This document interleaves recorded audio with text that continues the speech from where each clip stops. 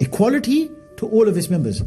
Is there such a thing in Islam? Is there equality of faith?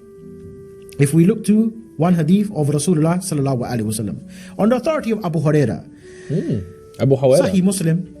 So no Sunni Muslim can really argue against Sahih Muslim or Sahih Bukhari. Rasulullah said, don't greet the Jews and the Christians before they greet you, and when you meet any of them on the roads, force them to go on the narrow side of it. And Imam Malik, he said the same thing as well.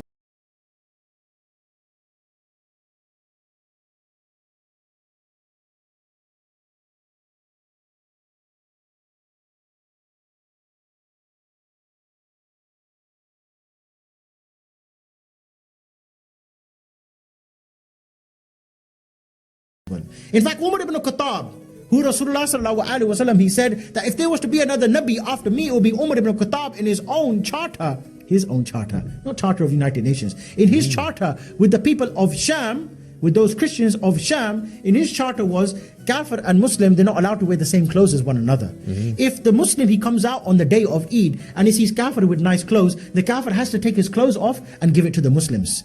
The Kafir, when he walks inside the street, he has to wear a red belt around his neck, and he has to have his forehead shaved, and he has to wear two shoes which are different from one another. He's not allowed to, and he's not allowed to walk on the pavement. He has to walk in the middle of the road, and he has to ride on a mule.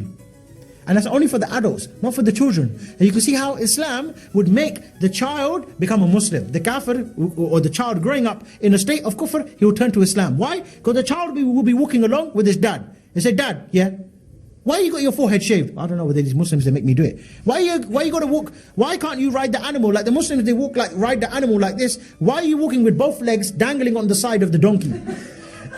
Why is it every time the Muslim comes to you, he asks you for your clothes, you give it? Why is it every time he tells you to get down from the horse, you have to take it? And not only that, he said the kuffar, they can have their churches. They can have their churches, but they're not allowed to ring the bell.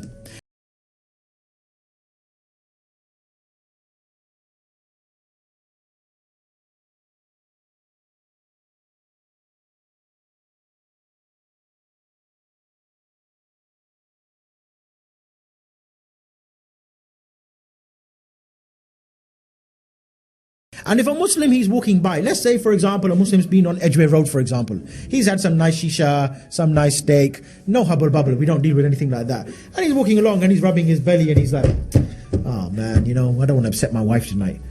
What he can do, he can go to the church, knock on the door, John, let me in. Okay, no problem. John has to put up Abdul Ghafur for the night. Abdul Ghafur with his big belly, having his nice kebab, John has to open up the church and he has to go there and sleep there nice and comfortable and say, all right, John, thank you, and then carry on going early in the morning. Which wife is going to live with John under that type of circumstances?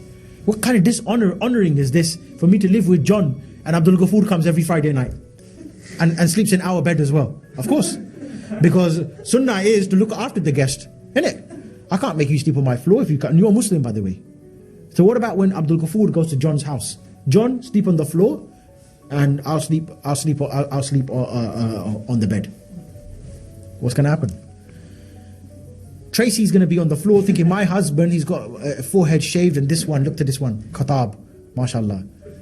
Which one's more attractive? We're not gay, but I'm just saying. A man with his forehead shaved and one belt around his neck and two different colored shoes, or Amir Khatab. Amir Khatab, we're talking about here now, with that nice Chechen hat, big beard, a bit to the side, yeah? And he's got the badges there, la ilaha illallah, la ilaha illallah, yeah? And he's got a big gun, and he's got a big camouflage jacket on, nice boots, gloves as well. Even if he's got a couple of fingers missing, still looks attractive, yeah? What's Tracy gonna do? John's in for a problem. He just let him in for a kebab, he lost his own wife as well. So everyone's gonna become Muslim. That is, my dear brothers, the Islamic State.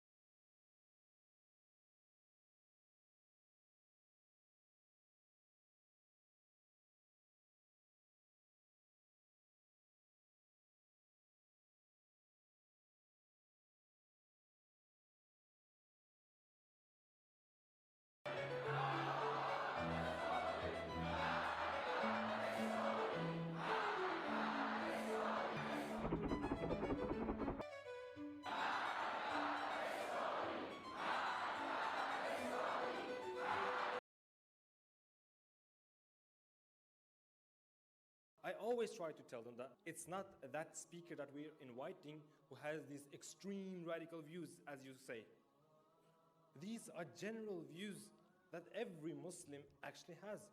How many of you agree that the punishments described in the Quran and the Sunnah, whether it is death, whether it is stoning for adultery, whatever it is, if it is from Allah and His Messenger, that is the best punishment ever possible for humankind. And that is what we should apply in the world. Who agrees with that? Allahu Akbar. So all of you are saying that you are common Muslims.